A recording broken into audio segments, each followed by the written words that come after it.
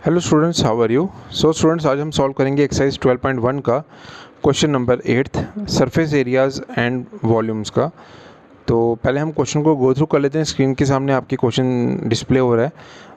पहले हम क्वेश्चन को गो थ्रू करके फिर हम इसकी एक डायग्राम बनाकर फिर हम इसको सॉल्व करेंगे आपके लिए, ठीक है। तो यहाँ पर लिखा है from a solid cylinder whose height is 2.4 centimetre, height दी हुई है सिलेंडर की, और डायमीटर दी है सिलेंडर का 1.4 सेंटीमीटर।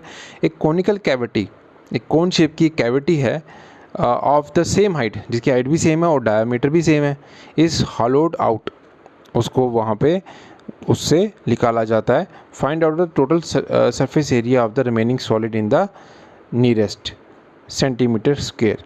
तो इसका मतलब जो रिमेनिंग जो सरफेस एरिया है वो कितना है, वो हमें कैलकुलेट करना पड़ेगा। टोटल सरफेस एरिया उस मतलब उसका सॉलिड का, आप समझ रहे हैं।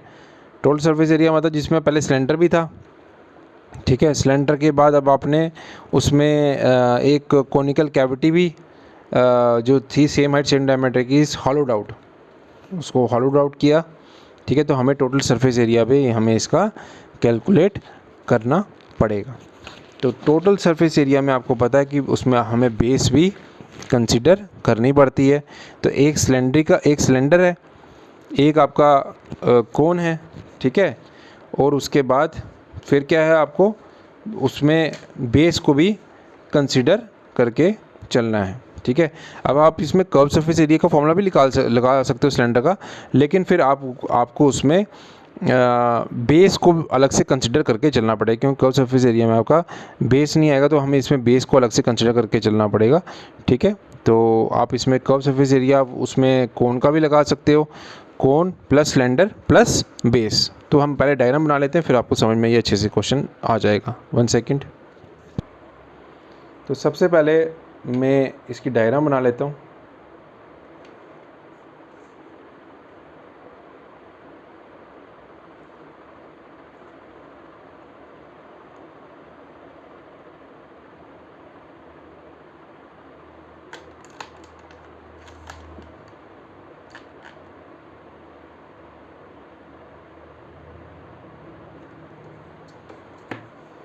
ठीक है, ये आपका बेस आ गया यहाँ पर,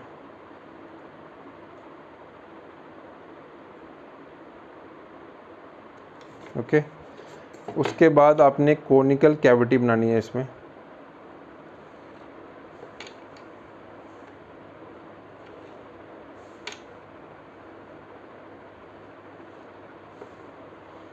इस शेप की तरह, बिल्कुल इसके मतलब सेंटर पॉइंट में यहाँ पर लग रहे हैं, और यहाँ पे आप इसका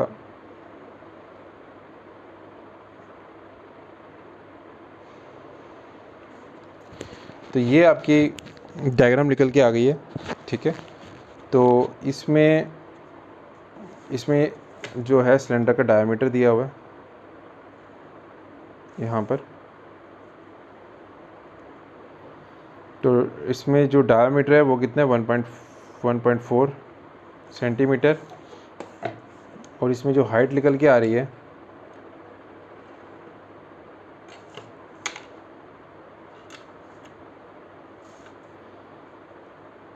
है 2.4 सेंटीमीटर। ये हाइट निकल के आ रही है, ये इसका बेस निकल के आ रहा है, ठीक है। उसके बाद डायग्राम आपको क्लियर हो गई। ये जो रेडियस है आप देख रहे हैं इसको मैं लाइन को नीचे एक्सटेंड कर देता हूँ। जो आपका सिलेंडर का रेडियस है वही आपका कोन का भी रेडियस है, जो डायमीटर सिलेंडर का है वही डायमीटर कोन का भी है। ये जो पोर्शन है ये इसमें से सेम हाइट का एक कोन की शेप का सिलेंडर के अंदर से चीज़ को निकाला गया है, आप समझ रहे हैं बात को। तो इसका मतलब हमें इस पूरा जो रिमेनिंग पोर्शन है, आप समझ रहे हैं, इसका हमें पूरा एक किस्म का आपको एरिया निकालना पड़ेगा, टोटल सरफेस एरिया, जिसमें बेस भी आएगा, ओके। इसमें आपका बेस भी कंसिडर होगा। तो अब कर्व सरफेस एरिया निकाल लो आप, कोन का प्लस सिलेंडर और प्लस बेस को भी कंसिडर करके आपको चलना पड़ेगा। कर्व में आप यूज़ कर रहे हो तो आपको उसको बेस को भी कंसिडर करके चलना पड़ेगा, ओके। तो हम अब क्या करते हैं, सबसे पहले तो हमें स्लांट हाइट चाहिए। अब देख रहे हैं, तो पहले मैं क्वेश्चन यहाँ पर मेंशन कर देता हूँ, 1 सेकेंड। ये है आपका क्वेश्चन नंबर 8th एक्सरसाइज 12.1 का। ओके, तो अब आप इसमें देख सकते हैं, ये तो सेंटर पॉइंट आ गया, ये आपका आर है, ठीक है, आर सेम है, और हाइट भी, ये डिस्टेंस भी आपको पता है, ये डिस्टेंस और ये डिस्टेंस सेम होगा जो हाइट आपको दी है यहाँ पर, ठीक है। तो ये एक ट्रायंगल बन गया, राइट एंगल ट्रायंगल, ये राइट एंगल ट्रायंगल बन गया। यहाँ पे मैं पाइथागोरस थ्योरम लगा के ये हाइट, ये स्लांट हाइट को कैलकुलेट कर लूँगा इसकी, कोण की। ओके, तो पहले मैं इधर लिख लेता हूँ, radius of cylinder equals to radius of cone किसके बराबर होगा, डायमीटर अपॉन 2, डायमीटर का हाफ हो जाएगा। तो डायमीटर हमारा कितना था, ये था 1.4/2। इसको जब आप सॉल्व करेंगे तो ये वैल्यू निकल के आती है आपकी 0.7 सेंटीमीटर। ओके, तो ये आपका रेडियस आ गया। हाइट आपको दी हुई है, हाइट ऑफ सिलेंडर,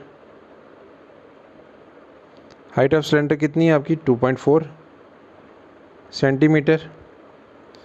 तो स्लांट हाइट क्या होगा आपका, स्लांट हाइट क्या है यहाँ पे, हाइपोटेन्यूज, हाइपोटेन्यूज का स्क्वायर क्या होता है, बेस स्क्वायर प्लस परपेंडिकुलर का स्क्वायर। तो स्लांट हाइट क्या है मेरी, सॉरी हाइपोटेन्यूज क्या है, स्लांट हाइट एल का स्क्वायर।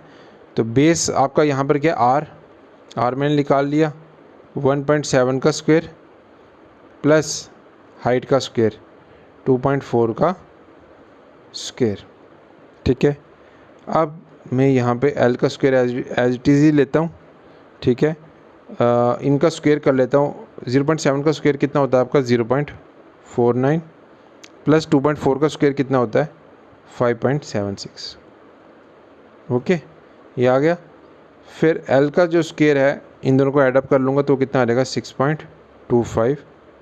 ओके, तो एल कितना आ जाएगा, रूट ऑफ 6.25। ओके, और ये वैल्यू जो आप इसका अंडर रूट को सॉल्व करेंगे तो ये जो वैल्यू निकल के आती है, सिंपल अंडर रूट है जो आपने 8th क्लास में भी सीखा है, 2.5 सेंटीमीटर। तो ये आपकी एल की वैल्यू निकल के आ गई, ठीक है। अब मुझे क्या निकालना है,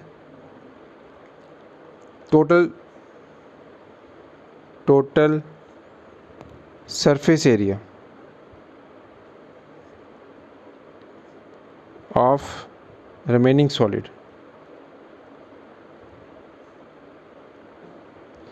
ठीक है, तो मैं इसके लिए क्या करूँगा, curve surface area of cylinder, ठीक है, फिर curve surface area of cone और बेस को कंसिडर कर लूँगा यहाँ पर। तो यहाँ पर क्या फॉर्मूला बन जाएगा आपका, curved surface area of cylinder plus curved, ये सरफेस एरिया भी ले सकते हो, surface area of cone, curve छोड़ देता हूँ मैं, सिर्फ surface area of cone plus area of base of cylinder, area of base of cylinder. जो बेस ऑफ सिलेंडर है वो सर्कल की शेप में, तो सर्कल का फॉर्मूला क्या होता है, पाई आर स्क्वायर। ठीक है, अब इनमें मैं वैल्यूज़ को यहाँ पे सब्स्टिट्यूट कर दूंगा। तो कर्व सरफेस एरिया क्या बन जाएगा आपका सिलेंडर का, 2 पाई आर एच प्लस कोन का कितना बन जाएगा, पाई आर एल प्लस बेस का कितना बन जाएगा, सर्कल की शेप में पाई आर स्क्वायर। यहाँ पे मैं सारी आर की वैल्यूज़ को सेम लूँगा। आप देख पा रहे हैं, यहाँ पे भी कैपिटल आ रहा है, यहाँ पर भी कैपिटल आ रहा है, यहाँ पर भी कैपिटल आ रहा है, क्योंकि सबका रेडियस सेम है। इसका रेडियस भी सेम है कोन का, और सिलेंडर का रेडियस भी सेम है, और ये वाला रेडियस भी सेम है आपका सर्कल का, बेस ऑफ द सिलेंडर का। ठीक है, अब हम इसको आगे फर्दर सॉल्व करते हैं। तो अब मैं इसमें कॉमन निकाल लूँगा, पाई आर और पाई आर कॉमन है। ये कॉमन निकालना ज़रूरी, बड़ा कॉम्प्लिकेटेड बन जाएगा क्वेश्चन। पाई आर मैंने बाहर निकाल लिया, इधर क्या बच गया 2h, इधर l, पाई आर बाहर निकल गया, एक r बच गया। अब देख पा रहे हैं, वैल्यूज़ को सब्स्टिट्यूट कर लेते हैं। 22/7 इंटू r कितना था मेरा, r मैंने निकाल लिया था ऊपर ही, r मेरा था 0.7, तो ये आ जाएगा 7/10। 0.7 था तो पॉइंट हटेगा तो नीचे 10 आ जाएगा, ठीक है, डेसिमल हटा दिया मैंने।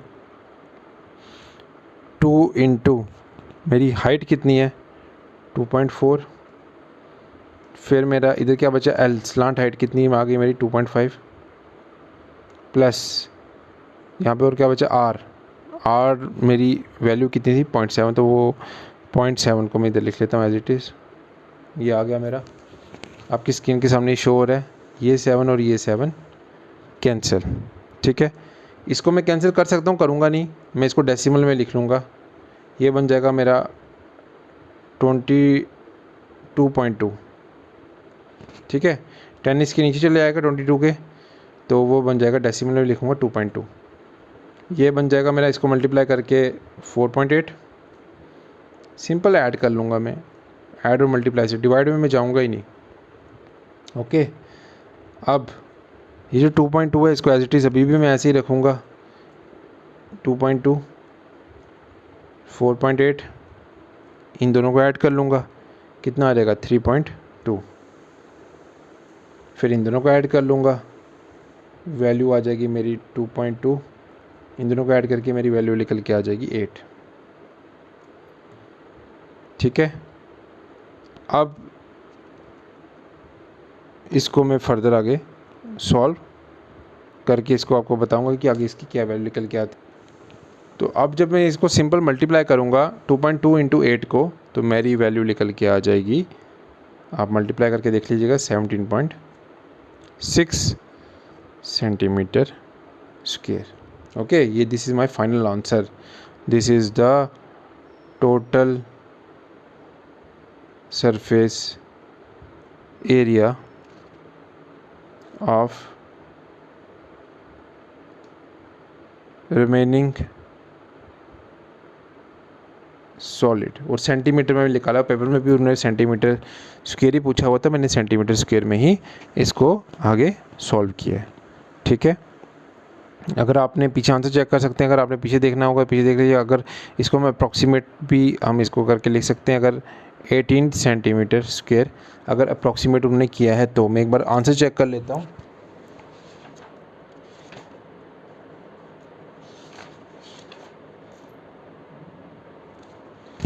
तो पीछे एनसीईआरटी की बुक में पीछे जो आंसर है वो 18 दिया हुआ है, तो इसको इन्होंने अप्रॉक्सीमेट कर लिया है। 17.6 एग्जैक्ट निकल के आ रहा है, इसको उन्होंने अप्रॉक्सीमेट कर लिया 18 सेंटीमीटर स्क्वायर। तो this is also the correct answer, दोनों करेक्ट आंसर हैं।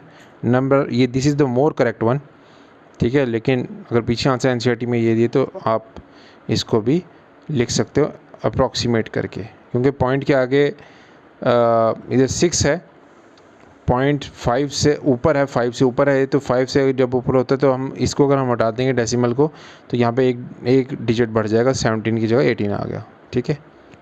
राउंड ऑफ किए। सो स्टूडेंट्स, आई होप आपको ये क्वेश्चन समझ में आ गया होगा।